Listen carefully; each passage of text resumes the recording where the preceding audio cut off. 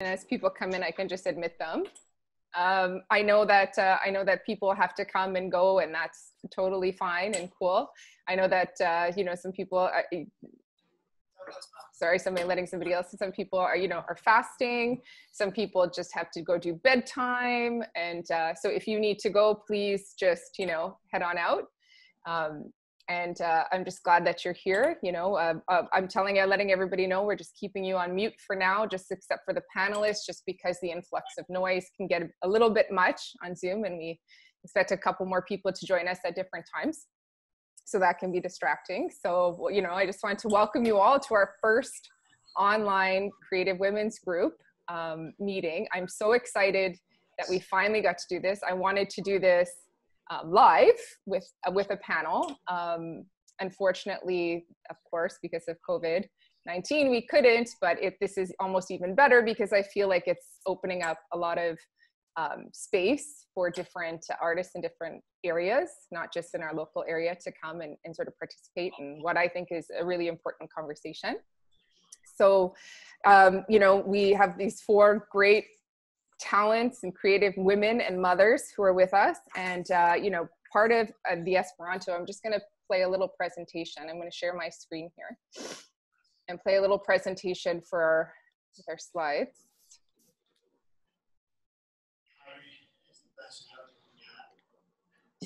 Can you hear my kid's movie in the background? So just to welcome you, obviously, to the Creative Mother, the virtual conversation. So Esperanto was born out of this desire to create a more unified and inclusive idea of art and artists. And Esperanto, I don't know if you know, is a secondary, an auxiliary language that was created by a gentleman called Zamenhof. And what he really wanted to do is to unify people. So Esperanto is more than a gallery of studios. It's also importantly a collective. So it's a collective of creatives who believe that we can create a new language of art by coming together with new dialogue on what it means to live and work as a creator. Obviously, we're committed to ensuring that we all thrive. We come from a place of abundance. As creatives, we're used to pushing the limits of what we can do and what can be done. I wanted to briefly introduce you. I'll give their bios and everything a little bit later, to our 4 lovely panelists. Hèléne Boudreau, she's a children's author, YA author. Tahsintahsine, they're good. I've been saying it, I say everybody's name wrong. I'm sorry, Tahsintahsine. Ask all my good friends. I give them their own names. A multidisciplinary artist. We're so excited that she's here. Our very own Helen Una George, who's creative director on numerous accounts, including Esperanto, a fine artist herself and a graphic designer. And the lovely Andrea Ciacci. Is that right? Ciacci. Oh my God, Ciacci. I'm okay. sorry. Andrea, I just know Andrea is Andrea. Andrea Ciacci, okay. Dancer and performing artist. And we're so excited to have you all here. I'm just gonna click out of this. So what I thought I would do, the format that I would like to look at, sorry, I'm just trying to add some people here. Did you just share a screen? Because I didn't see the screen. Did everybody? Oh, you didn't? No, Oh, I didn't. No. Lord. Is that why Helen's laughing? Because she's like, I'm supposed to have seen something I made, but right? Yeah, sorry. Yeah, she did make it. I said something like, I think I'm going to share a screen, but I didn't know that you were doing it. And then I felt like you were reading it, but I didn't want to interrupt. Oh, yeah. Lord, thank you so much for your patience. You know, I'm trying. That's fine. It's too much tech, man. This is like too much tech, man. You know me. I'm a physical artist, right? Absolutely. Especially with online learning with the kids, so much tech and passwords and websites. Oh my God. Like it's so much. It is a lot, isn't it? It's so much. I don't know how old all of your kids are, but like my kids weren't using laptops and iPads on the regular. Laptops, sure not. iPads, yeah, they had like, yeah, but like, but they were never using Google Classroom before. So there was such a learning, like there's a huge learning curve at the beginning. Mm-hmm. Even now, it's like there's troubleshooting. It's like I'm volleyballing back and forth between one to the other with like things. It's not like, oh, sorry, just be patient. Yeah, it is. You know, it's asking me for security. Hold on, Helen. Oh. Hold on, Helen. Hold on, Helen. She's going to be like, later, man, later. Okay.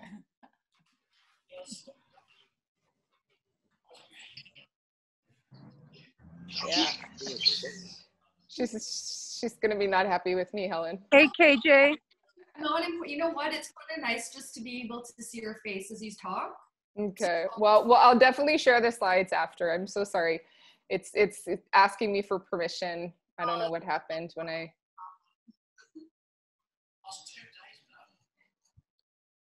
Okay. Well, anyways, let's move on. So our four beautiful panelists here. So what I hope to do, and the format that I'd like to do, is kind of introduce one. And I had asked all of the panelists to put forth some topics that they would really like to accomplish, right?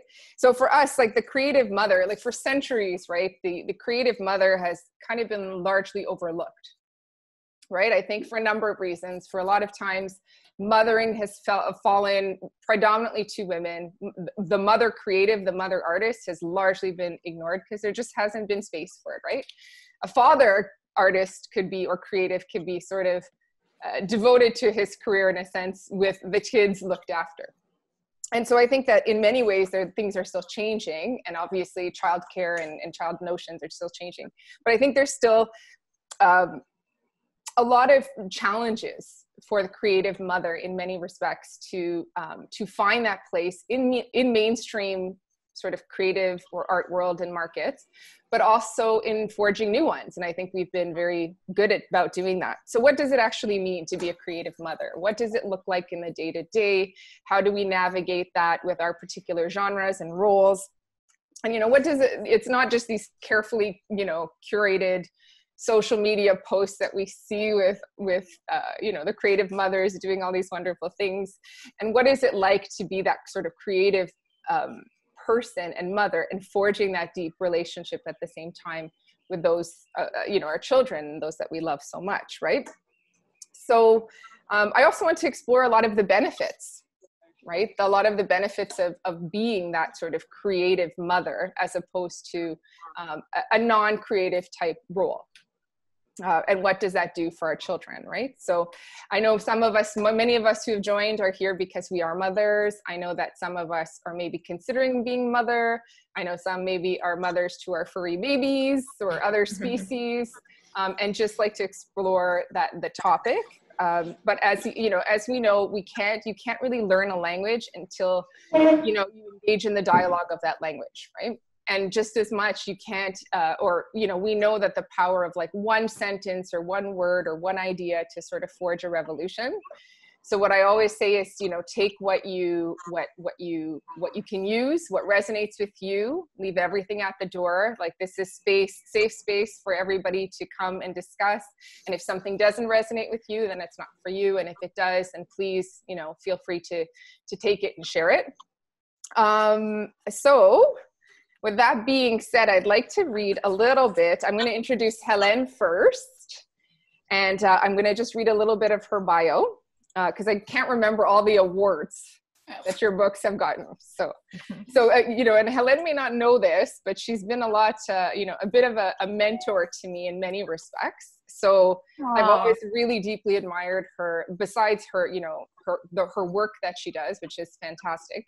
But the way that she's forged this deep connection with her chicklets, who are not quite chicklets of age, although I still love that term, and who are quite talented, beautiful, talented young women on their own respect. But I've always looked to what Hèléne was doing, although we have different genres, because she's managed to form this like really deep and caring relationship with her children, her daughters.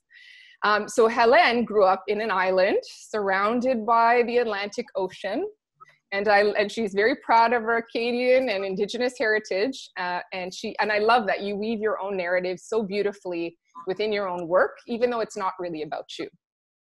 You write fiction and nonfiction. She writes fiction and nonfiction from her landlocked home in Markham, and which is how we met. Always, your home office, always with the blankie. And that moves around. Her picture book, I Dare You Not to Yawn, is a 2013 Parents' Choice Award winner and a 2014 SCBWI Crystal Kite Award winner, and a personal go-to for all my baby gifts, just so you know. I have a strong belief that this book will be like the next, generational Where the Wild Things Are or something. you know, something that forges the generation. Her tween novel, The Real Mermaids Don't Wear Toe Rings, is also a 2011 Crystal Kite Member Choice Award finalist.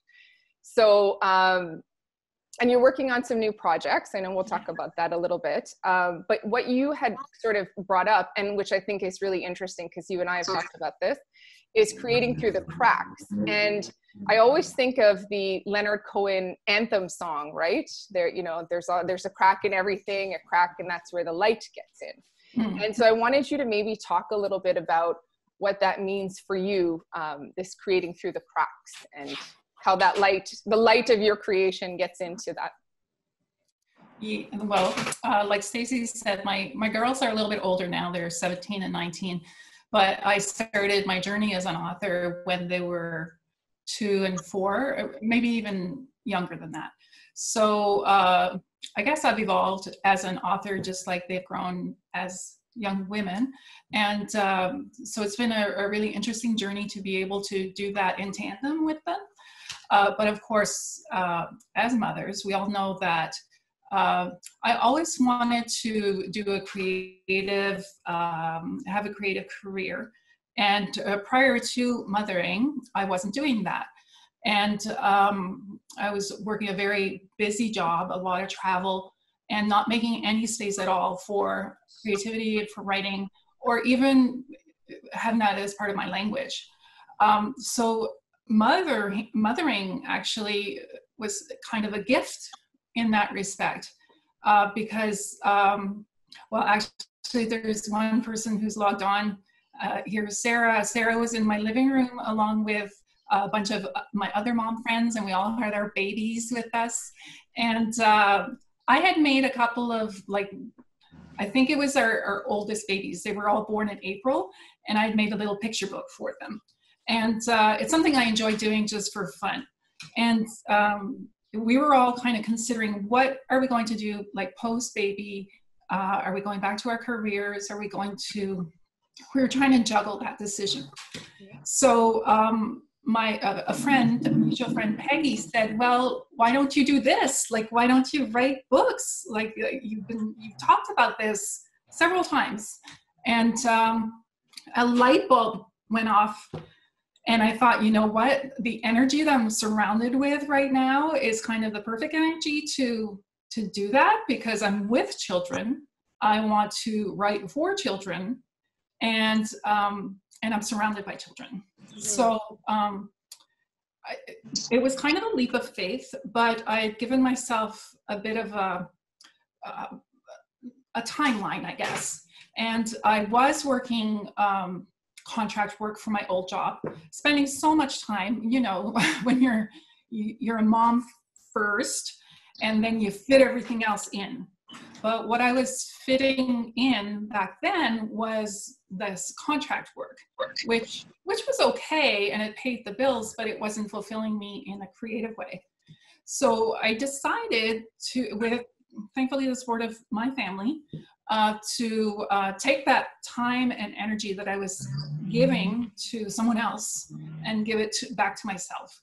And I gave myself a bit of a timeline that if I'm going to try to learn as much as I can, I'm going to try to create as much as I can with the energy that I have been giving to this other entity and putting it into my creative self. But you did, just to interject, you did have sort of a creative part to you, like that you had been painting. Yes. You had some, like you had these creative inclinations. Maybe you looked at them as more of a hobby or a secondary thing, right?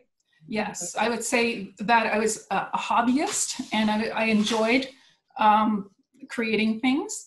But this particular decision was a career choice, right? I guess. Yeah. And I didn't know if I would ever, you know, make a living doing this. But I gave myself that timeline of when my daughter, my youngest daughter, would be in full-time school.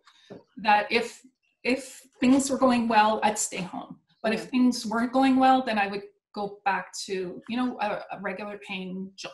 Mm-hmm. So those first few years, I had a 2-year-old, a 4-year-old, and eventually a 4-year-old, a 6-year-old. And, you know, you're doing this while they're at the park and you're jotting things down. You're doing this while you're making dinner for them and keeping them occupied with something else. You know, you're doing it in your head, you're doing it late at night, you're doing it early in the morning. My kids never napped, so I wasn't doing it while they were napping, that's for sure. But I think the thing that helped the most is to, because they always want to be where you are and they always want to be doing what you're doing. So the thing that helped the most was to really create space for them as well, to be creative and to have all the tools available to them. So I remember once my daughter Charlotte was 3 or 4 and she was cutting things with scissors, and somebody said, "Oh my gosh, she uses scissors." I'm like, yeah, it keeps her busy, you know. And so just for me to be able to have my creative headspace and my creative physical space, I really needed to find ways to integrate them within that space as well. And the good thing about that is that because I write for children, their energy really was, you know, positive in terms of what I wanted to channel into my work. And of course, I mean, it's not all positive. There are tantrums, there are, you know, not wanting to do what you want to do, not wanting to leave the park, you know. So I was limited in some ways, but in other ways, it was beneficial. Some of the things that I did in those first few years was I joined a critique group of other authors. And that was really, I feel like as an artist, it's really important to find your community. And the great thing about the community that I was able to connect with was there were a lot of mothers and fathers also trying to do the same thing I was doing. So finding that community helps you to realize that, you know, you're doing fine, because everybody has their struggles, and people want to help. So that community of other authors that could help me find resources to get better or critique my work so that I could see it from a more critical eye. Yes, so community is so important, isn't it? Yeah, very much so. And so I would say that being a mother and creating through the cracks is more finding that headspace and that physical space while you're doing your mothering.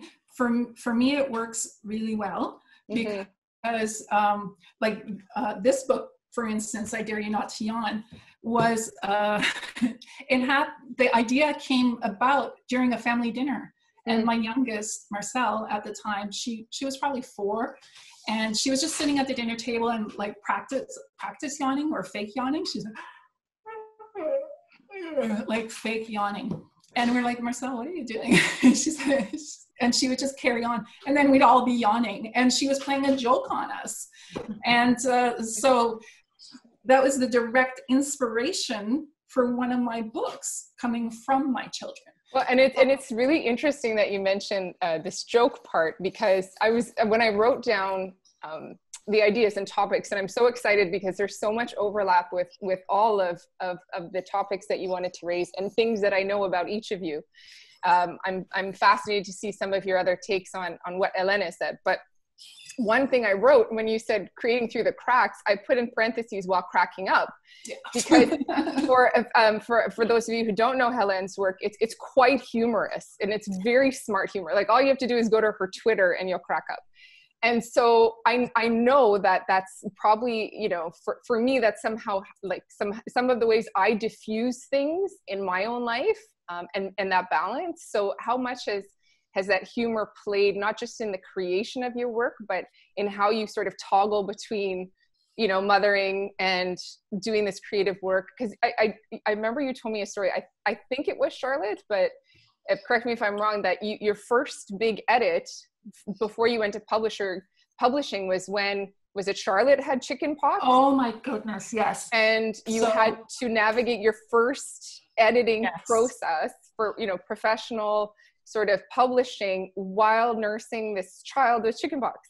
So closing the loop of me giving myself that timeline of having a book published, hopefully, or some sort of career start by the time my youngest was in kindergarten.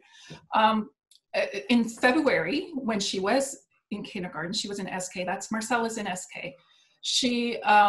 I get this phone call in February. It was a manuscript that had already been rejected by this publisher. A new editor came along, picked it up off like a pile that the old editor had left on the desk, and said, "Is this still available?" And I said, "Yes, of course." And up until that time, I had had hundreds of rejections, like from editors at dozens of different publishers. So I was at wit's end, because I'm like, well, my time is up. My daughter is going to be in full year school in September. My time is up. I'm going to have to make a plan. And right when that happened, she says, "Okay, we got to turn this around, do this massive edit in a month, because we want to put it out in this fall. Are you up for that?" I'm like, "Yeah, sure, I'm up for that." And right around that time, Marcel got the chicken pox and was home for those. I had 30 days to do the edit. And she had, like, I don't know how bad chicken pox is, but she had these things everywhere, like inside her ears, inside her mouth, and every orifice. It was terrible. So the whole time I'm trying to revise this this manuscript to get ready so that it can come out in the fall. I have my 4-year-old, very, very clingy, very not feeling well daughter, needing a lot of care. So finally, I can't remember the timeline exactly. I think 3 weeks or so, where she was at her worst. And then I'm like, oh, I have another week. I have one more week, because I think she went back to school, if I'm getting this correctly. Doesn't her sister get chicken pox? So that week that I thought I had, her sister got chicken pox. So that's completely, trying to fit in the mothering, the career, the art, and the creativity. But that fall, the first year that Marcel was in first year school, in October, my first book was published. There you go, right? Somehow it all kind of worked. So you were able to create through the cracks, right? And those cracks are widening a bit now, right? Little bit, yeah. With age and independence, and that's one thing to note too, right? Definitely. And whoever is right now in the trenches with very young children, I completely can understand that. Mm-hmm. But they do get more independent. And by you being creative around them, it benefits them in so many ways, in terms of fostering their own creativity, but also fostering their own ability to do things for themselves. This is mom has a deadline. I need to do this, and for them to understand and respect that you have a job that doesn't look like a regular job where somebody goes to the office or is outside of the house. But it is also a priority, and to prioritize yourself and your time, and show that to your children, so they can gain that respect for themselves to self-regulate as well, because that's a very important thing for any kid to learn. It's easier learned by some more than others. My oldest can keep herself, and has always been able to keep herself very busy for lengths of time. My youngest, not so much. So, but I think that it's important for children to see their mothers, their creative mothers. This is the conversation we're having tonight. Really prioritizing themselves also, as well as yeah. And I want to circle back to a couple of the things that you said after we have the conversations, and pose some questions to all of you, because there's definitely some links between a lot of our experiences. Even though we have very different genres, right? So thank you, Hèléne. I'm just gonna jump to Andrea for a second. Okay. And Andrea is a performer. I'll give you a little bit of her bio. but I think it kind of ties in because you have this different role. You're a performer and a professional dancer. You're trained in several, styles of dance. You have worked from everybody from small independent dance companies, from international productions, film and TV. You've worked in event entertainment on a large scale, production shows. You've also had the privilege, you said, of being like a contributor, collaborator, creator, choreographer at times, as well as interpreting other people's work and vision. Just on a side note, Andrea is also co-owner of the very popular F45 in Markham, and so does fitness instruction as well, along with some business acumen that is, so she's got a lot of roles going on. But one of the things that was really interesting, what I was really eager to have you on, besides the fact that your creative career is really based on physicality, is that you were a trained dancer for a number of years. Like, you had this sort of storied career before you became a mom. Yeah. And we had a chat about that, about how that changed for you. Obviously it's changing the way you're like looking at jobs or booking jobs. It's changing the way that you're approaching your work. But one of the topics that you raised that I thought was really interesting was channeling the emotion of oneself and the inspiration. Hèléne talked about that, being around the child energy, like that youthful childlike energy, and how that influenced your work. And you were saying that this channeling of your oneself and your inspiration from these emotional extremes that children, especially if you're a toddler age, if you're around anybody who's a toddler age, the ability to go from one end of the emotional spectrum to the other is pretty great and pretty short. So you're talking about that, about those like discoveries you found in those emotional extremes. So I'd love to hear you talk a little bit about that. Yeah. So I found that being a mother was very emotional.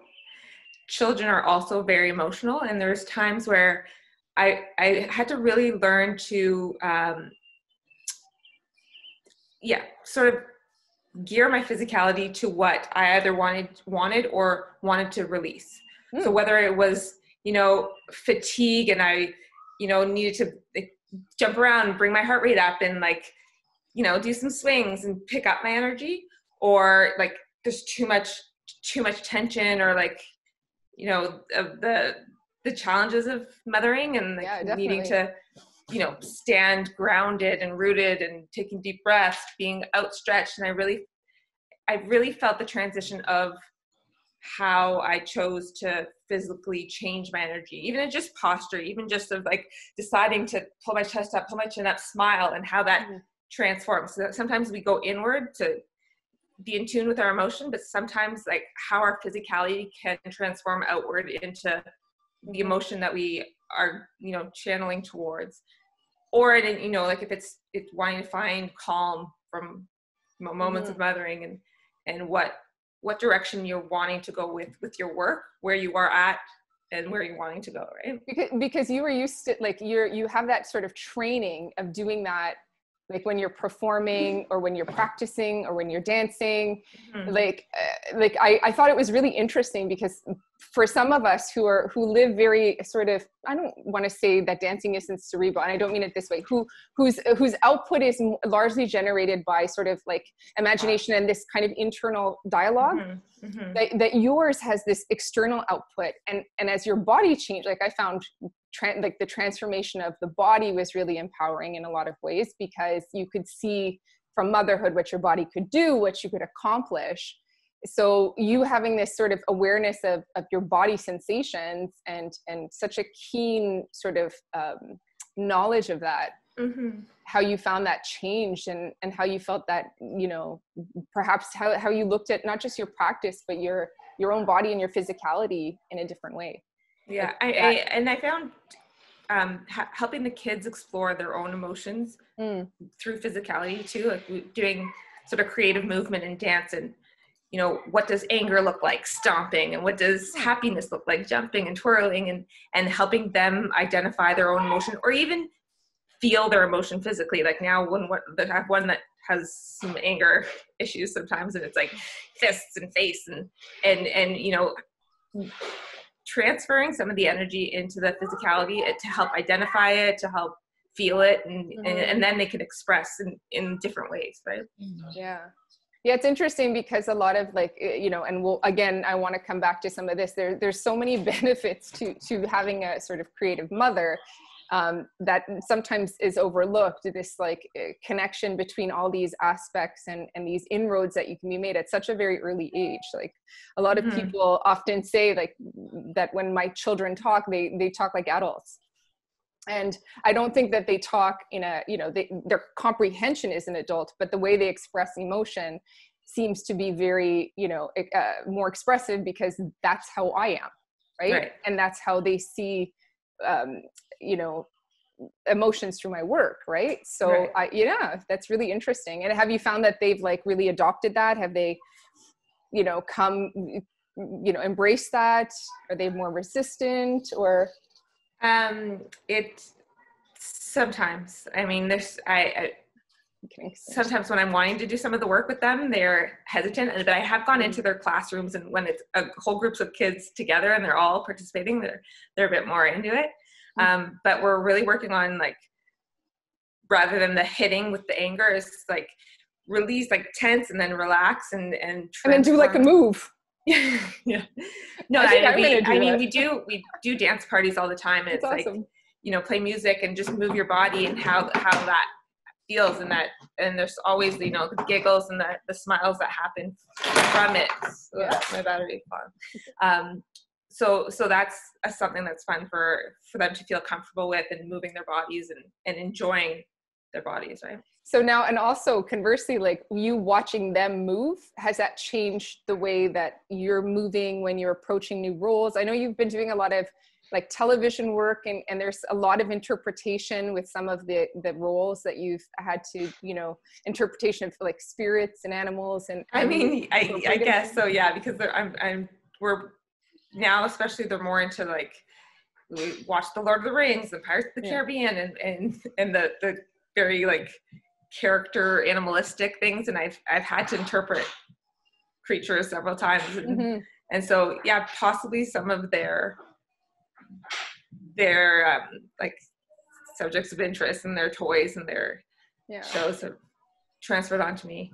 It's definitely, I think, like as Hèléne was saying, you definitely feed off of a lot of that energy, right? It sort of permeates and kind of comes through your work and what you're doing. It's not the same. Do you find that there's like a big difference between like pre-children Andrea dancing and performing and post Andrea? I think one of the like beautiful things that have come out of motherhood for me is that there was like almost an increase in self-love and compassion, because you know, we can be hard on ourselves, can go to an audition, not make it, or, you know, be critical of your work. And then I remember always feeling like, you know what, I go home and there's these two little people who love me, like would choose me every single time. And, you know, that love me no matter what my successes or not. And it was like, it almost let me let go of some of the value of what was happening with my artistic career.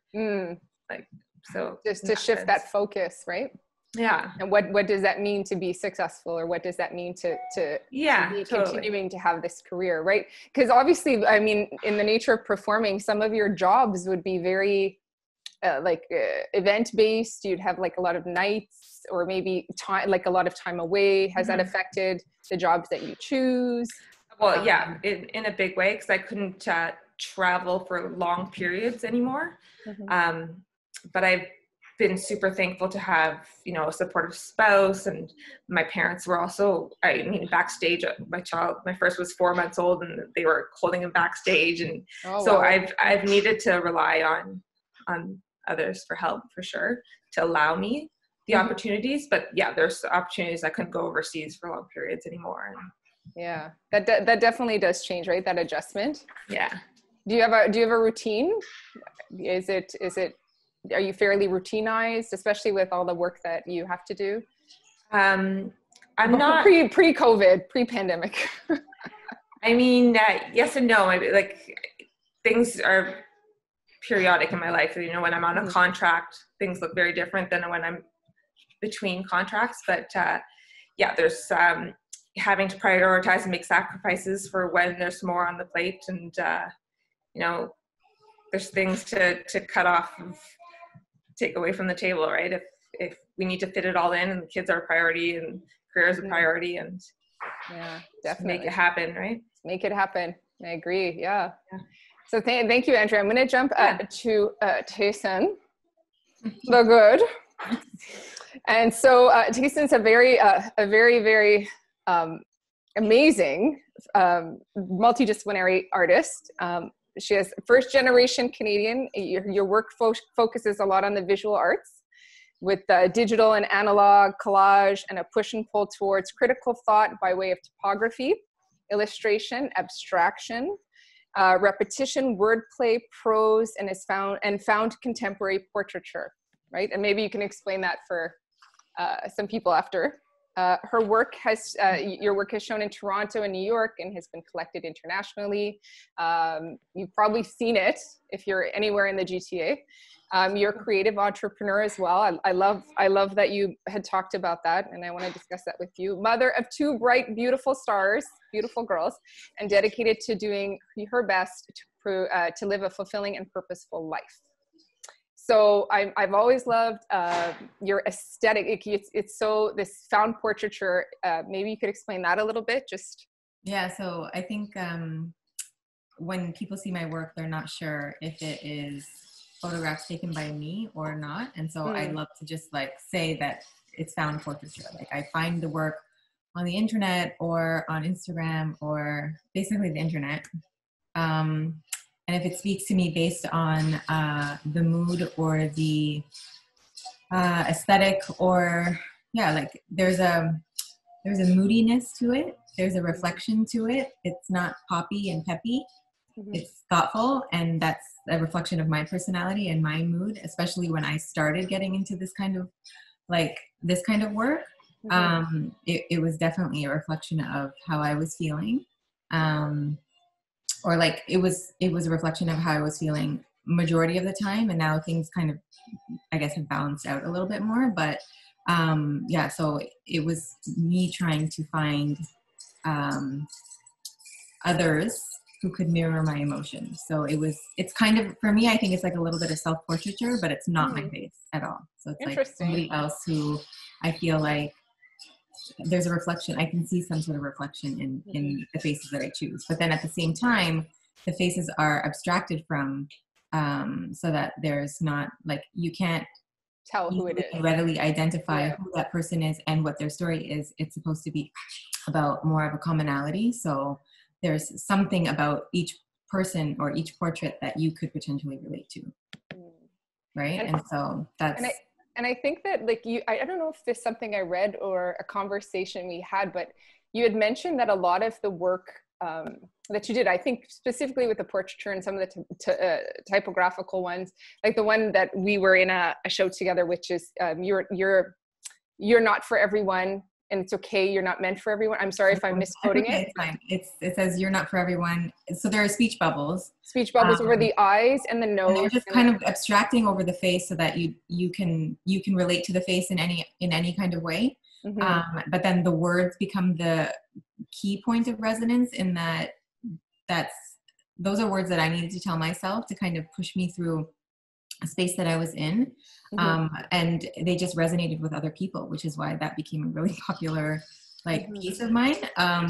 Because but I think, but I remember I thought that we had a conversation that part is a lot of what you're doing, not only the message to yourself, were like these, like, not love letters, but these positive reinforcement messages to your daughters. Absolutely. Which I thought was so beautiful. Like, yeah, so it's kind of what Hèléne was saying, in that she was creating in tandem with where her children were at. Yeah. When I was starting to do this, they were starting to read, and it was like sight words and like simple words. And my work is very basic. Like, I'm basic. You're not basic. Nah, girl. You're not basic. It's just my method of communication. Yeah. It's supposed to be basic and easy to read and access, but there's definitely depth and layers to it all. But yeah, like I would put work that piece was in the bathroom, and they would sit the potty, and like they would be reading it, and I'm like, yes, like I wanted them to read it at this age and it imprint in them, so that it was something that and this is what we probably had the conversation about. Yeah. So that it would imprint on them, and it wouldn't be something that they would have to, like where I am, tell myself a million thousand times because it wasn't an imprint on me, and it was something that I had to relearn or unlearn or whatever.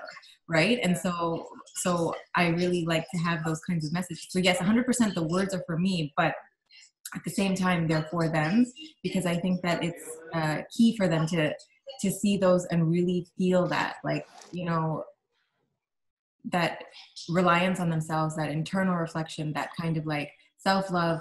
This is something that we're all kind of learning as we go. And they may go through these things. They may definitely like have those moments as they go through their life where certain things get stripped away and they have to rebuild.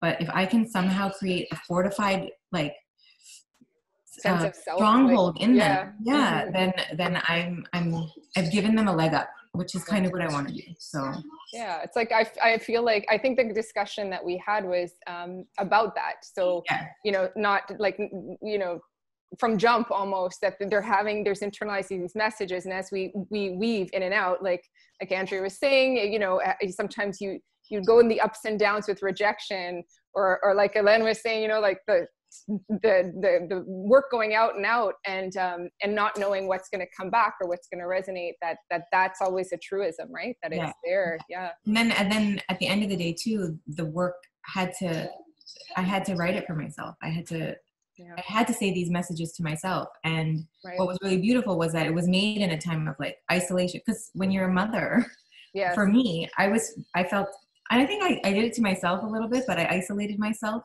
But feeling a little bit different from some people in mommy groups and like things like that. Just it just didn't feel the same. And so I kind of maybe did it to myself, where I isolated myself, and then I still needed to tell myself these things so that I could feel some sort of connection to something, right? And so it was for me to like feel that confidence and like really rebuild that. And then by way of really connecting to myself, at that point, when you're true to yourself, you realize that true emotion is true in many other people. And so what was really beautiful with me starting to put out my work was that fact that there was so much connection that could be made by way of the work that I was putting out. So we were meeting on that. We weren't meeting based on situation and circumstance. We're meeting based on a connection to the work, which I found to be really special. And I wouldn't trade that for the world, you know, like that was very, very important to like my growth, I think. Your growth as both the artist and mom, and the artist together, mom, person. Like, you know, because this is, I think one of the other things that I wanted to talk about was like, when you have children, you realize a lot of things. I mean, you realize your place in the world. You're not just this young person who has to account for nothing and no one, just themselves. You have to account for some other humans, right? And so having a good footing for myself so that I could be able to guide them in a way was really important to me. And so like for me, it's taking that time to pay attention to what it is that I'm doing. What was my purpose? Why am I here? What am I here for? What am I doing with my time? And so those things really came into the forefront. And mothering is one thing, but there's more to all of us than just mothering, right? And so, and I don't want to diminish it. It is a huge responsibility. I was going to say, I feel like there's this huge, it's almost like a paradoxical growth. So you're realizing that you're not you're not just yourself, right? And so you have all these other responsibilities, but at the same time, you have to carve, and Andrea had mentioned this in her topic list, you have to carve the sense of self too, right? You have to figure out who you are, like that's love and acceptance in that person outside of that role, and simultaneously. Absolutely. It is, like you said, a paradox. It's the perfect word to describe, but you have to put value on that which it is that you're doing, so that you can give it the time that it needs to flourish and grow, because it in turn is positive for the growth of your family and your children and the future, right? And so I feel like everything is it's very much integrated. It's all connected. Oh, definitely. You know? Yeah. So, well, I also think when Hèléne was saying about, you know, writing things down at the park, like you have to feel there's value in that, right? 100%. That there's not just scribbles or, you know, that, He said that. And when Hèléne said that, I recall my I guess, foray into this work, it was when I was shuttling my kids back and forth from programs, and I'm sitting there for an hour, and they're in their class, and I had my phone, and that's how my digital sketches started coming. All I had was my phone. Oh, really? Around. I wasn't working large like this, but everything came from a digital sketch off of a little app on my phone. I worked with what I had, where I was with what I worked with what I had, where I was, and then it just kind of snowballs or expands from there. You can't always tell where it's going to go from that moment while you're doing it, but if you feel compelled to do something in that moment, when you have those free moments, like the nap time, if it is, or if it is the nighttime, or the early morning, or you just have to carve out those times to express whatever it is that the expression is. And for me, that's just how mine kind of came out, and it has evolved from there. And so, like, when you did my intro, like, there's a lot of different things. For me, it's not just one, I guess, visual story. There's a few different, like, I would say, paths and avenues that kind of all connect back through the vessel of me. And so, yeah, so it's hard to kind of like say, oh, I just do this, or I just do that. There's a few different things. So, and I think that's definitely not just the creative mother, but the role of mother. There seems to be a lot of different roles, right? Yeah. And different things that are sort of balancing off each other, and just finding value in that. So knowing that those little bits of whatever you're doing, scribbling notes, finding the time, doing the work with your children in their classroom physically, those things have some sort of value, right? And so it actually kind of leads me to my next sort of question for you. And it was one thing you had said is, we want to talk about the creative mother as this greater role of like a guardian of the bright star slash future, which I thought was really interesting. And I wanted to ask you a little bit more about that, because obviously we can see sort of the direct correlation between, us as guardians for our children. Yeah. But I also look at artists and creatives as these sort of cultural guardians too, right? Moving messages forward of now and for future, and like those are so intertwined, right? This culture, and I think that really comes out in your work, right? You're saying, you're giving a message to yourself and to your girls, but to other women and other people about what it sort of means to have these images and these portraits and these words that to be human, right? Yeah. So, yeah. But I think of motherhood as that we are culture shifters. We're culture creators within our homes, right? Yes, true. Because we decide which tradition we want to keep. We decide which tradition we want to make and create. We decide.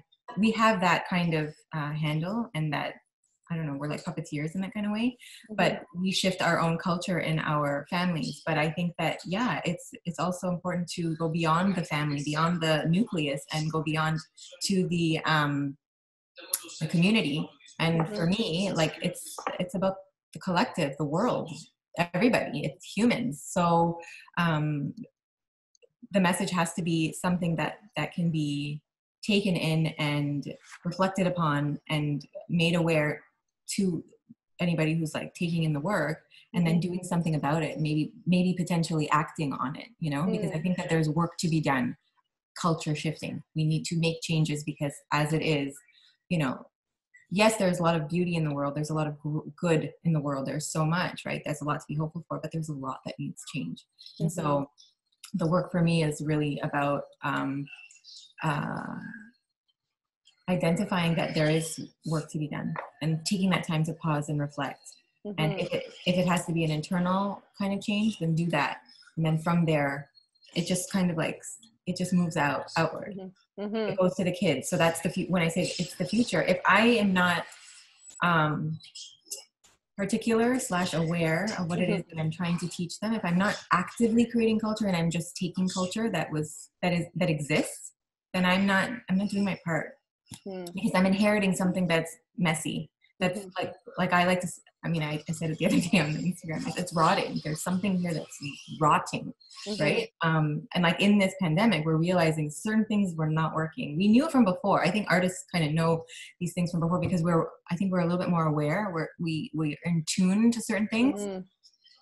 But now there's like a collective shift, maybe more so than before, maybe not. Sometimes I feel like some people just really haven't picked up on anything, but yeah, well, I think shifts have to, like, we like to think of culture, like, even like I was saying at the beginning with, you know, one saying or one sort of idea can move a revolution. We know sometimes the shift is like this and like this and like well, this. It could take a billion years or whatever. Like I was just talking to a friend, the crystal wasn't formed overnight. It took time for it. But if you don't do something to catalyze it, then you're doing nothing. And I don't want to do nothing. And so, that's a lot of the reason as to why it is that I'm doing what I'm doing now. Yeah. Like this. And I definitely think, like, you know, obviously, your girls definitely benefit from it. And we were talking a little bit before the meeting came up about your new space, which is beautiful. And it's a living, working space.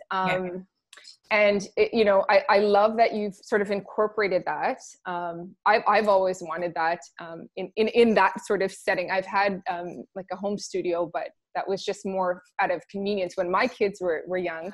Like Hèléne was saying, is creating between the cracks. I could run downstairs, and run upstairs, and then run downstairs, and then go upstairs. And so I on that, thank you, Tahsintahsine. I just want to go to Hèléne, who's right beside Hèléne on my screen, because Hèléne was talking about the notion of space. And it's interesting because you and Hèléne and Hèléne, I'm not sure about Andrea, but I can wager that she probably is the same, have really edited sort of specific spaces where they have merged this creation for themselves and for their children.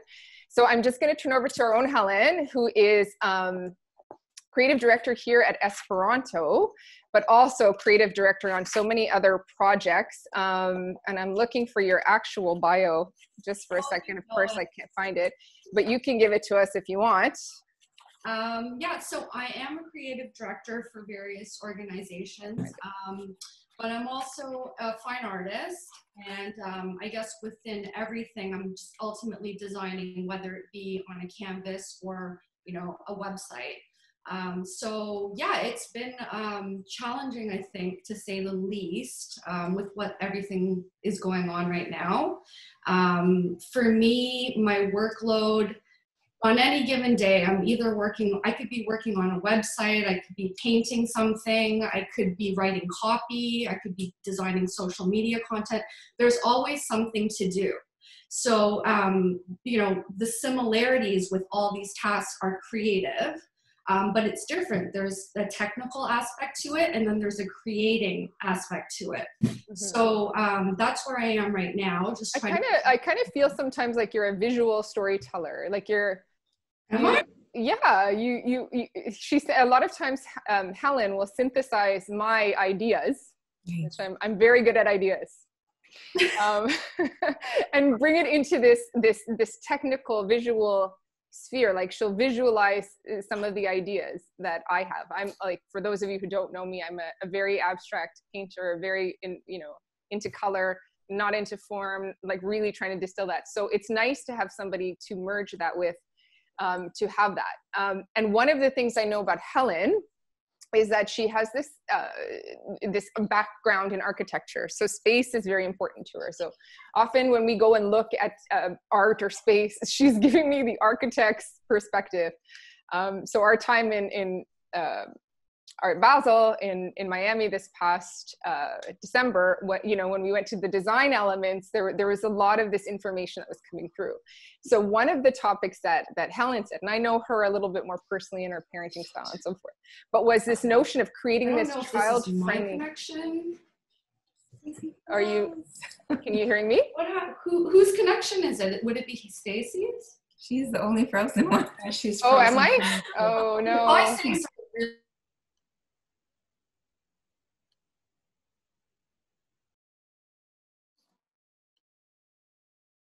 But you seem to have cut out.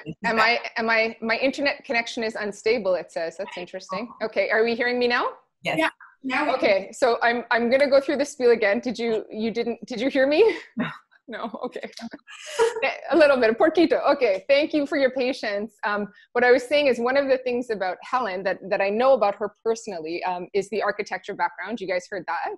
and how she's looking at things through this lens of space and architectural design, which is a really interesting adjunct to any kind of fine artist, but also graphic artist. But one of the topics that Hèléne wanted to talk about was creating this like child-friendly workspace, which Hèléne also talked about, which Tahsintahsine you talked about, and this notion of creating. But Hèléne used this word parallel play, which I love, of creating together. And I know that you've all of you creative mothers have engaged in that into some form, but I wanted you to tell us a little bit about that, because I think it's such a great way of looking at working in tandem, working with your children around, or, you know, doing simultaneously different things.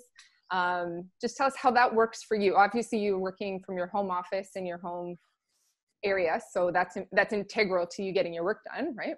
Well, I think I'm the only mother in the panel that has just the one child. But I think what it is taking a different approach. Because we only have the one child, we try to be as transparent as possible when it comes to either my husband's career or my career. So my husband is a web developer, and then and obviously I've explained to you the work that I do. We've just been always trying to expose him. And this is like one thing, I think back to my very first art class I started when I was 6 years old. Those are the times when you start really like grasping like concepts that are hard for like adults to get, right? So we want to expose him to, you know, both what I do, what my husband does. A lot of it for me was to be transparent so that he understands, because I'm always working at home, I'm not able to just stop and play with him. I have deadlines and whatnot. So we've created spaces. Actually, this is a really bad story, but a couple years ago, Stacey knows this, so my studio's in the garage, and then my office is upstairs on the top floor. And I spray painted in my garage. And within a day, my son had broken out into hives. We had no idea what it was. It was a 2-week process trying to figure out what it was. And there was nothing. It's like, I'm using organic lotion. Like, he hasn't tried anything new. It was just the weirdest thing. And I kind of took a step back one day, and I was like, it was the spray paint. So it made me kind of super hyper aware. I want him to be in my space, but I then got really into like researching and like going into a rabbit hole of like figuring out what's non-toxic, what's toxic. So for instance, now I don't spray paint. As much as I love the effect of spray painting, I just don't have it in my house anymore. So my studio right now is actually mostly mine, but you know, I've set my son up, especially like more lately because he's at home, but like he has his own set of paintbrushes, his own paints, he has his mini canvases. And so when I need to go down there and just play around with a, you know, an idea or a design, he will come down with me, and I'm able to kind of create while he's being occupied, but also feeling like he's connected with me. There's oftentimes too that I do have to go into my studio, and you know, I'm pounding out like say 2 hours of painting, where my son will go and be with my husband, and my husband's coding. So now, you know, we have a computer with him, and he's learning how to code, and he's, you know, learning Photoshop. And that's what we're trying to do, is just create like a parallel way of doing things together. Because again, I don't know what my timeline, Stacey knows this.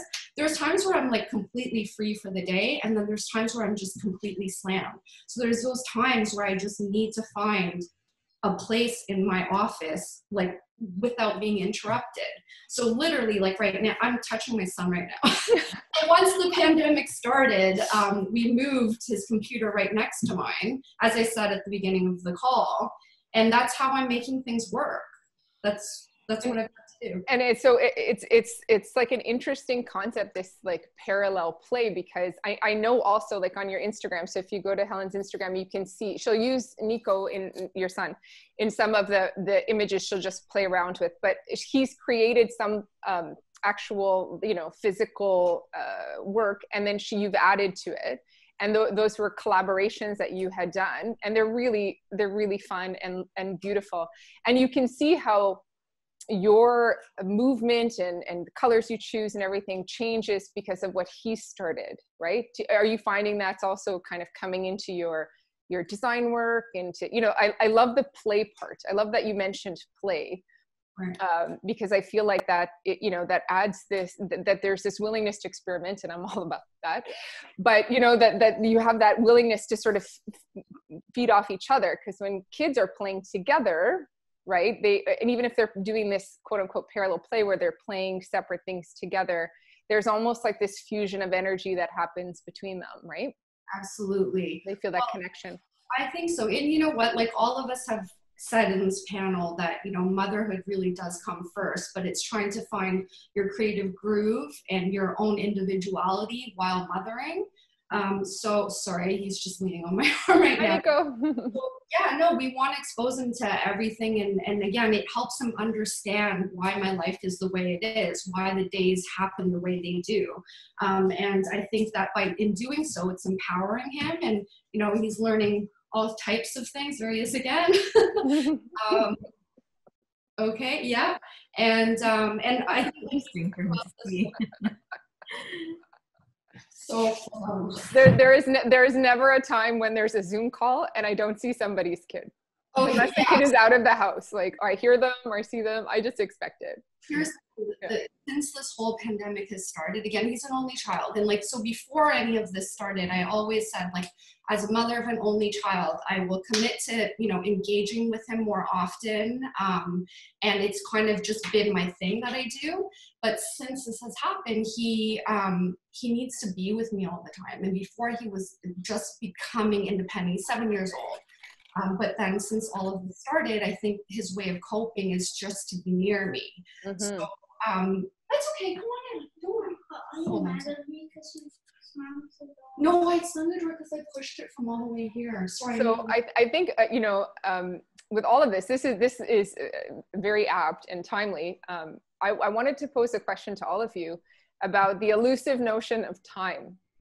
So I think this is what, you know, what a lot of people who are looking to pursue creative avenues, like some of us, like Andrea had an established, you know, sort of career. Some of us have changed careers or shifted or kind of, you know, worked in tandem with our role as mother to grow. But how do you find, like, how do you look at this restructuring of time? Or do you consider time? Do you schedule? Do you have routines? I know, Andrea, you talked about editing a lot, and I think that's probably a really important thing, knowing what to keep and what to leave out in the pursuit of both. But yeah, how is it you manage to get things accomplished? I think that's what everybody wants to know. Well, I'll start. I think for me, even just prior to all of this starting, it was really pinpointing what worked for me, like, and just taking a step back at the end of the day and saying, this was a good day. I was able to design this. I was able to create this. I got so much done. The next day, I was frustrated all day. I got absolutely nothing done. So I've become hyper aware in terms of how my process is. Tahsintahsine had said earlier that she was, you know, working off her phone, or Hèléne had said the same thing, but a lot of times prior to, like, not being aware of all of this, I'd waste hours on my computer trying to come up with a design. But then now I step back and I'm like, I can conceptualize while I'm at the park, while I'm, you know, cooking. It can come in my head. So now that I know I have that process that can be generated in my mind, when I'm ready to design, I can sit down and kind of just get things pumped out. Another thing too is, like, Stacey knows this, I'm so big on Post-its and writing down, and as technical as I can be, every day, like, I can show you, it's Sharpies and Post-its. Your handwriting is so nice too. I know, it is. I love it. So great. But Stacey knows, like, I really do plan out my day so that I can just cross things off, and at the end of the day, I'm like, okay, I got these small things done, right? So that's my kind of time saving tip. And, you know, funnily enough, I started doing it for Nico as well with his schoolwork. Mm-hmm. And so he's been feeling like, I feel like we're all just feeling like we're getting things done. We're getting through the day. You know, the next day is going to happen, and it's going to be another fun day where we get stuff done. So how about, Hèléne, how do you parcel out your day in order to, I know it's a little bit slightly different now, that your kids are a little bit older. Yeah, my kids are older now, so but when they were younger, I definitely needed to be more purposeful in terms of when I would give myself that time to create or revise or these past few years actually I've felt a bit off track creatively. And I was really hard on myself for a while because I hadn't had a new book out in several years. And meanwhile, you know, I'm promoting the books I do have out. I am still doing appearances. I'm still, you know, creating new things. Maybe they're not selling. So I guess this is a little bit of a different twist on the question, but I'm trying to rethink of time as more of like my career as a continuum and not worry too much about what I'm doing right now or what I'm producing right now. Because so essential. The word that's coming to me is like legacy. Like that's what I'm for myself, building a legacy, and that doesn't need to happen now, there, here, there, here, there. So, you know, there are going to be things that come up in your life. For me, it was a very sick child, and having to shift my priority to the care of that very sick child for a very long time. And so I had to, you know, put it aside, put a lot of things aside. And then you feel a little bit lost because you're like, oh, well, who am I beyond a caregiver? I used to be an author. I used to write books. But through all that, I'm still who I am. I may not be able to create at that very moment, but if I look at my career over the span of years and what I've been able to accomplish throughout those years, when I look back, you know, when I'm old and gray, I'm already old and gray, but when I look back, I'm not going to think, oh, I wrote that in 2019. Oh, I wrote that in 2016. Oh, what was I doing in 2017? I hope that I'll be able to say, this is the career that I've had. And when I had the energy and the space to be able to create, I did that. Sometimes I did that and it didn't show externally, but I still had that creative life, you know, rather than an acumen of check marks in terms of things that I've done throughout my career. Yeah, so, I think that's really important to look at, like that continuum. I think we're in this culture that, not to sidetrack, but we're in this culture that really values productivity, but part of the creative process is a cycle of rest and then creation and then generation and like a germination, I wanted to say, of ideas. And some of those ideas, like I feel like ideas are kind of like energy. They don't always, you don't have the space. It's like a bunch of seeds, right? And sometimes you don't have the right soil at the right time, and you will. And just because you're not seeing any plants or fruit or trees or whatever, it doesn't mean you haven't planted something and aren't tilling it and like cultivating it. And I think that's like, this is, you know, something else I wouldn't mind asking all of you as well. But we're in this society that really doesn't value work that isn't, I mean, mothering is one of those tasks, right? Like, what do you do when it looks like you're doing nothing? If you've ever watched a woman breastfeed, a lot of people who've never breastfed will be like, oh, that looks so peaceful. She's not doing anything. Meanwhile, you're burning so many calories. You're doing so much work. And it doesn't look like anything. So, you know, how do we sort of place the creative mother in a place that doesn't value something that isn't externally recognized, or has you know, the outcome can be verified, you know? When someone comes home, or your partner comes home from work, it was like, what did you do all day, right? Yeah, like I made 100 widgets. Right. I made 100 widgets, or they see the house is clean, or there, you know, there's a fresh, you know, tie-dyed shirt and sourdough bowl, because this is what everybody's doing in quarantine now, you know, that everything is there, that there's these tangibles, right? But a lot of creative work, like if you asked Andrea, what did you do all day? And she's doing choreography, she could maybe show you, but you can't see the hours of work you know, in her head thinking, how would this look?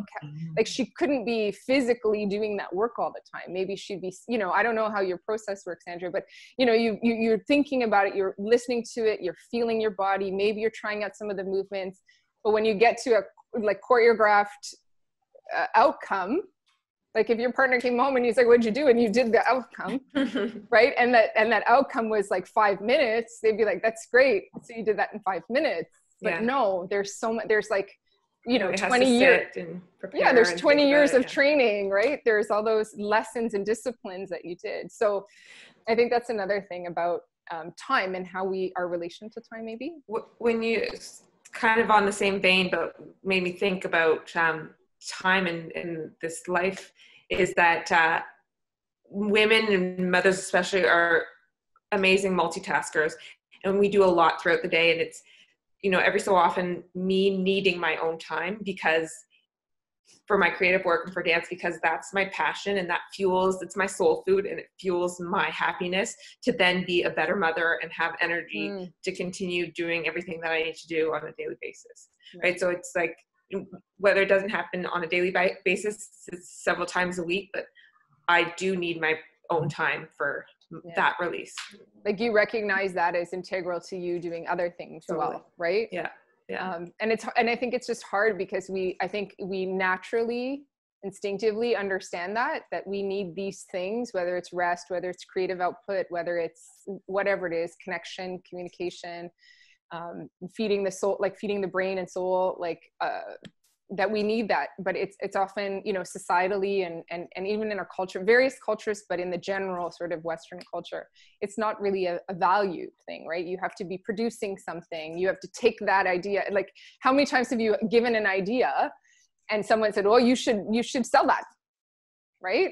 Or you should market that or put that on start creating paintings like that. And you're like, okay, maybe, but I just kind of enjoy doing it, right? And the exercise of doing it.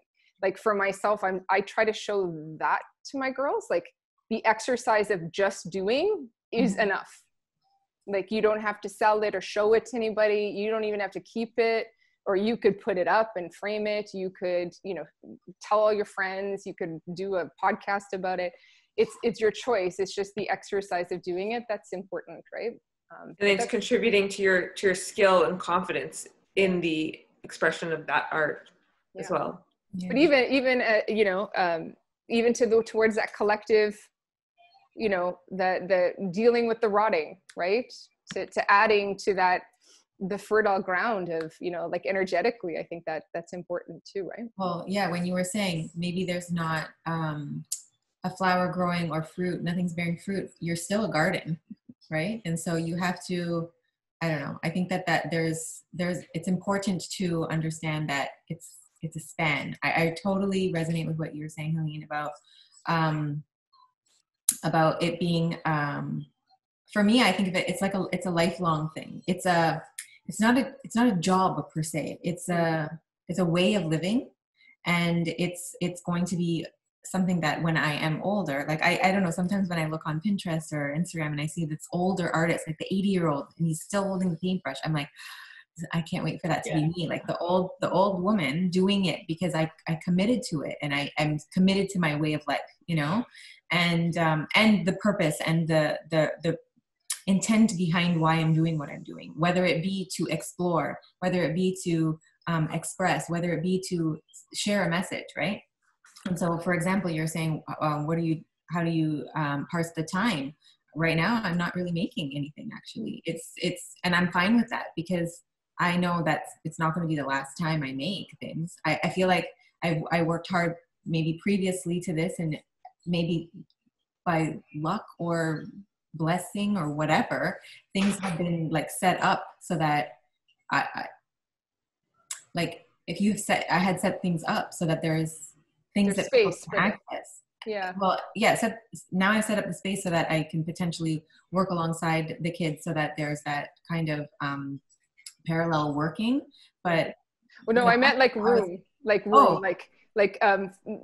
psychological, financial, physical, like all of that. Exactly. Know, like, so definitely it has allowed me to feel a little free in that. Like I don't feel, I'm not feeling that much pressure because certain things had been set up, but is new work being churned out? Am I finding this like prime fertile ground for creating new things? No, my focus, I have the kids. Like my focus right now is making sure that they're okay and physically taking care of them and their work and that sort of thing. So and that is so okay. and I agree. I absolutely agree that it is okay. I think of life as seasons as well. And we're just in a season where like me focusing, creating new stuff, it's just not the thing. Like right now it could be about other things, maybe potentially taking commissions based on work I've already done, that sort of stuff. And so I'm feeling kind of okay in this not being my prime time to create. Harvesting season. And also, when something major like this happens in the world, some people shift direct to making and are able to, express fast and have a quick reflection and turnaround to make to the output. And some people, it takes potentially 6 months, a year, maybe 3 years down the road, I'm really going to have been able to distill what this time meant and what effect it had on me, right? Or what I noticed, it's also where the pandemic met them at any space and time, right? Like, absolutely. So where the pandemic has met me or you or Andrea or Hèléne or Helen or anybody here, it's meeting us at a different place and time, right? Like, so yeah, some people are just in that, I don't know, like they're not just, maybe they still need time to distill what's happening. They're at this certain place in time where they're in off to market season, right? Yeah, no, absolutely. And so they're good. But yeah, I think it's really great that you have this space that you can do that, because it's also like, and so this kind of leads to my other question about, this creative mother as a model, right? So I think you're an excellent model to your girls about, knowing that there are seasons for things, whether they become creatives or, focus on some other type of passion or work, that they know that it's not always an outcome achieving sort of thing, right? Absolutely. And I think that's another thing that, that for women, mothers, I guess creatives, is like harvesting your own or harnessing your own intuition and knowing when to pick something up, when to lay something down.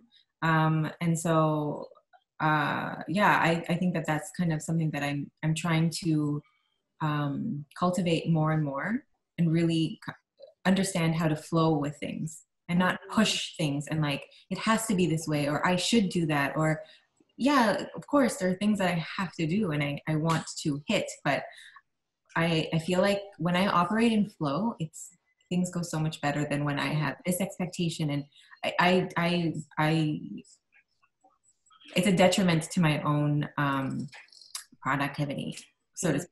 Like if I do that, and it's better to just do things as they feel they should be done, kind of. I don't know.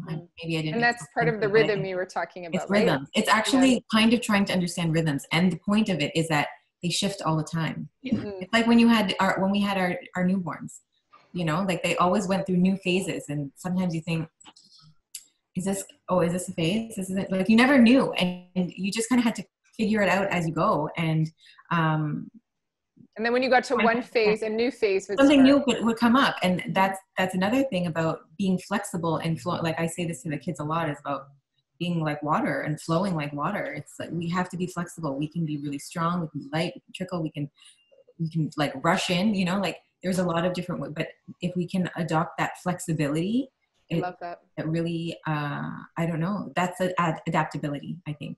Yeah, I love that. Because as a creator, For me as a creator, I think adaptability is important because, because for example, like I feel like I'm saying your name wrong. Hèléne. No. Hèléne. Okay. Hèléne. Like when her kids were younger, it was creating the younger books. As they grew up, it was more like the young adult books, or, like things shift. I'm not going to be making, maybe, who knows? I don't know. But I can't say that what I'm going to be making 5 years from now is going to be the same as what I was making. It's always going to shift.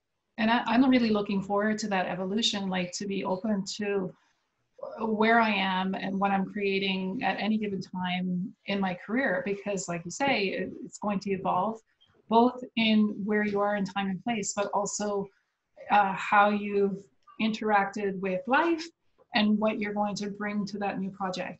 And actually, I had this little conversation with Stacey's daughter that she emailed me about some advice for writing. And she says, I always feel like I should be doing something. I always feel like I should be writing. And really, in terms of creation and being an artist, you want to live a full and rich life, because that's what's going to be absorbed in your art. And where you are as a 10-year-old, where you are as a 20-year-old, where you are as a 51-year-old, where I will be as a 70-year-old, I'm going to have a different perspective. And I'm really looking forward to seeing like what that's going to look like. So that's exactly. I loved your answer for her. I wrote that down. I'm like, print that for me, because that's good too. But it is a good sort of reminder that, you know, like that's feeding. And part of that is her, right? Her personality. But part of that is feeding the things that I've had to work through. And when I was young, and I didn't have an Hèléne, and I didn't have, you know, those spaces, those people that I could come to, because although my parents, you know, like, you know, refugee and immigrant, they're like, this is great. You do this creative stuff, do it. But as a hobby. And what that tells you when you're, it's that it is valuable, but after you get everything else done. Yeah. And so one thing I would really love to hear your perspective is, you know, our own different experience. I know Helene's mom was actually an artist as well. It's just like how that, you know, this next sort of generation, coming from sort of the creative mother, where the creative life is not only modeled as okay, but reinforced as okay. And those messages, like, I think that has a really positive trickle down effect to a lot of society, right? If we can open up that dialogue about that, like, right? Actually, I've always been creative. I've always done creative work. But when I started to kind of like really own the title of I'm an artist, I live and breathe this. I remember just like hearing stories of daughters of artists or children of artists.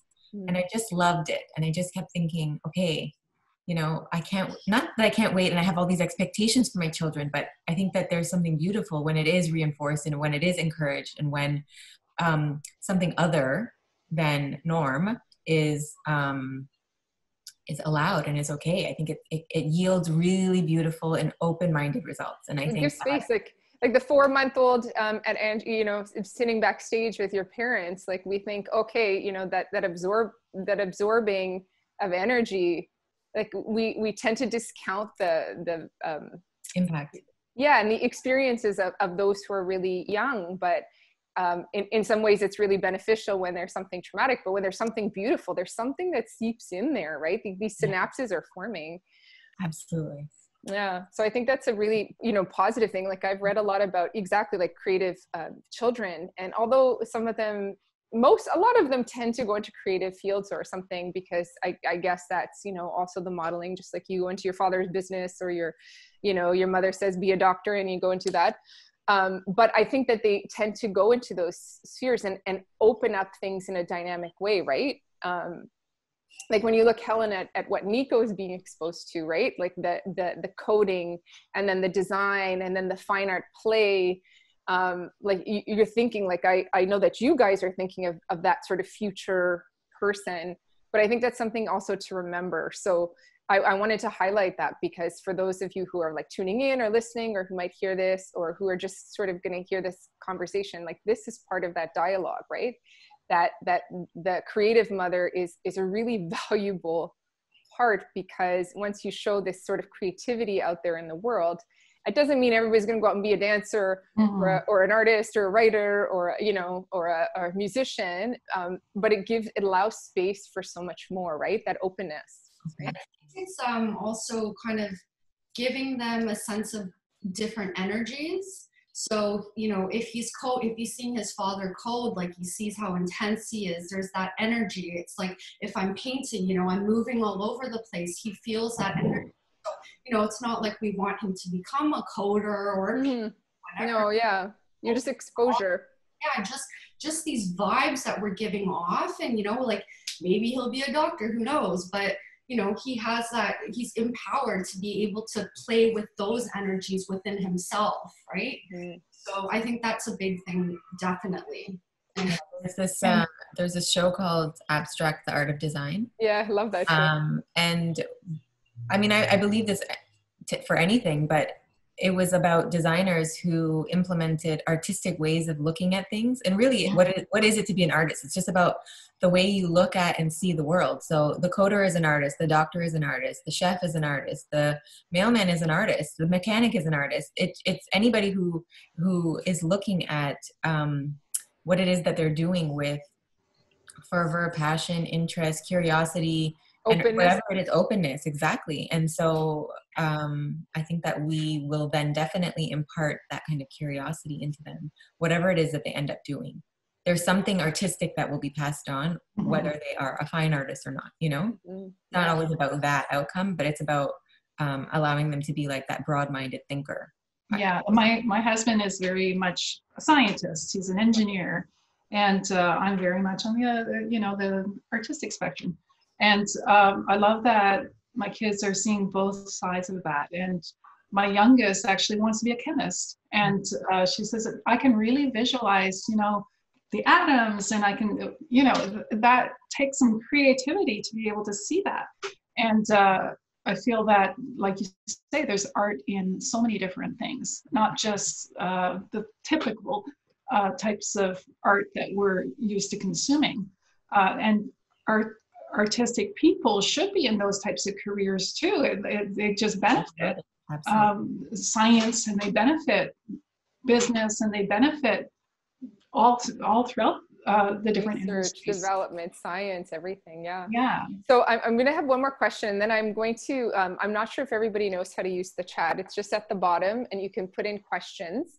And so if you guys have any questions for any of the panelists, we can upload them while I ask them sort of just a kind of final question from my end.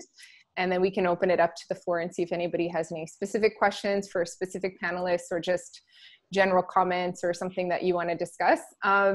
So I guess my final question is, like, what would you like to see? I know it's a big weighty question, but what would you like to see in the world? And I'm not talking about just mainstream sort of like channels, but in the world to like support the creative mother. Like, what do you wish that you had now or before in your journey that would have helped you sort of, ease into this role and to feel like you're supported in the world, right? Anybody? I think forums like this definitely are very important.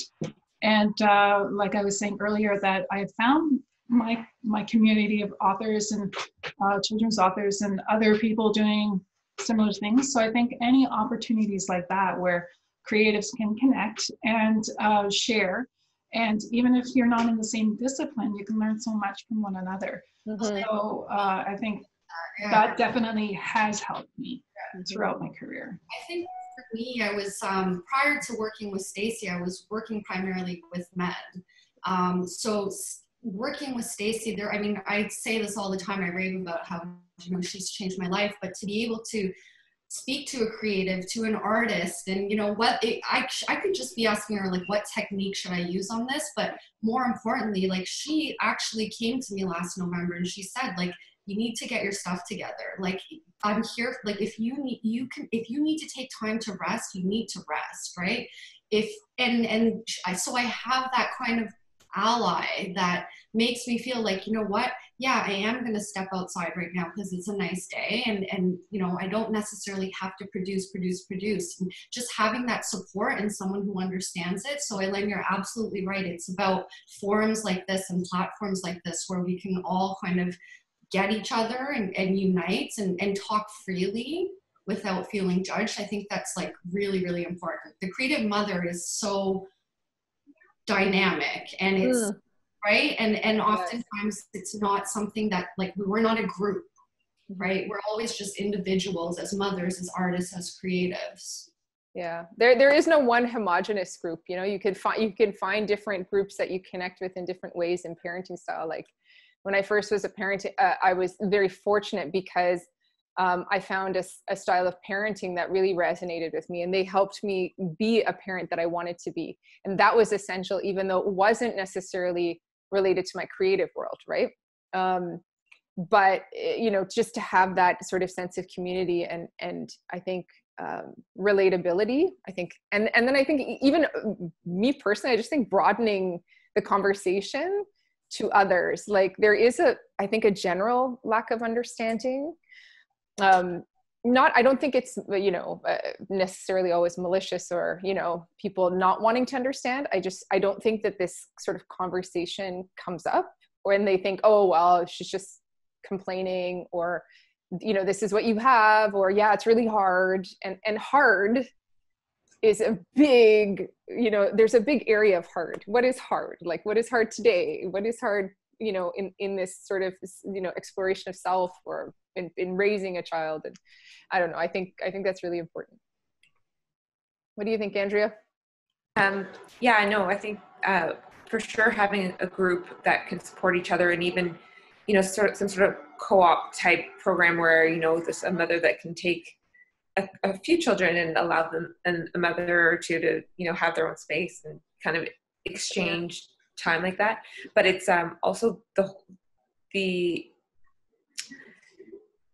like sort of general community, not or society, allowing you to not feel like there should be sacrifices because you're a mother, right? To you know, still have career goals and artistic goals, and that to not feel shame on for that. Yeah, there is a lot of that, you know, having to do things a certain way, right?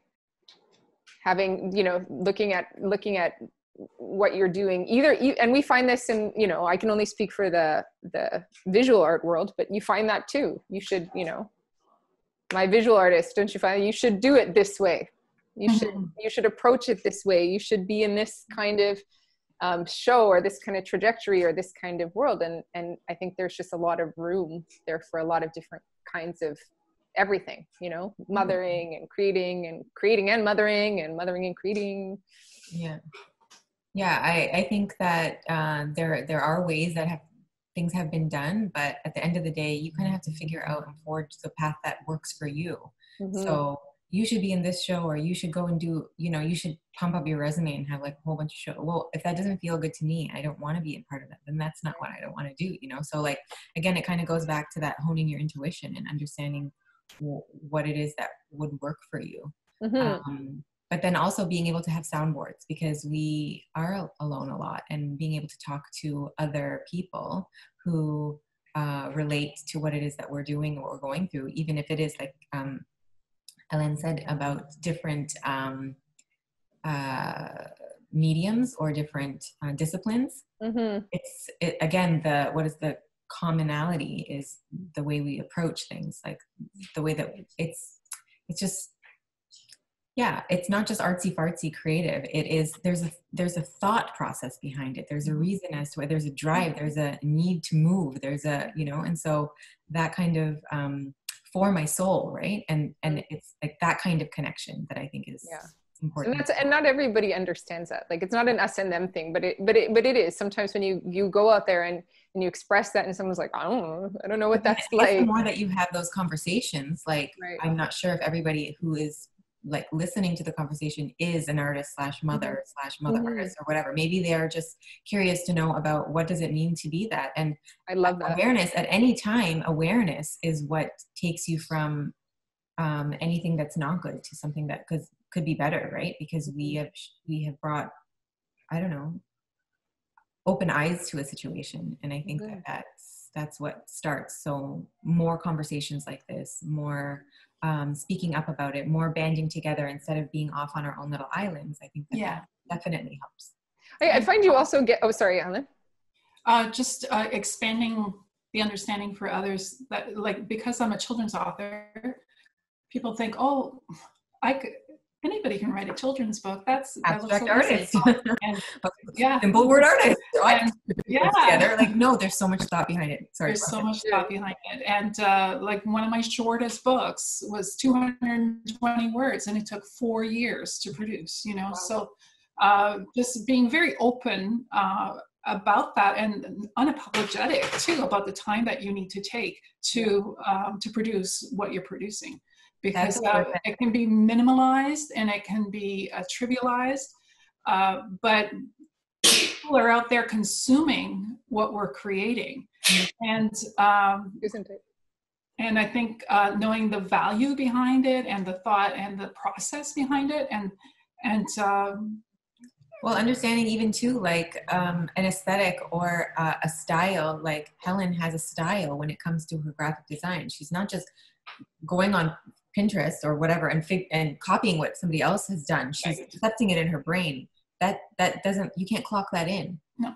Yeah, it's about the book that I read. It's about the movie that I watched. It's about the things that, you know, imprinted on me when I was a child. It's about all these different things that this can't be measured, right? And so Karen is saying that one of our audience is saying that too. It's when people say you can paint that, right? Yeah. I always think, I don't know. Sure you get that all the time. I know, Hèléne, you listen to the book on Becoming with Michelle Obama, but I always go to this because she talks about, I know it's a funny segue, but she talks about how wherever they were, Barack needed this place. Was this place.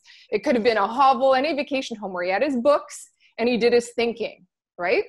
And I know, like, Michelle is a very, you know, educated, strong, but it's this notion, and she's a different person. Like, she recognized that she didn't need that space. But I always, like, I was listening to this audiobook and I was thinking, imagine many of my female counterparts going to whoever their partner, or even by themselves, or, you know, just being like, you know what?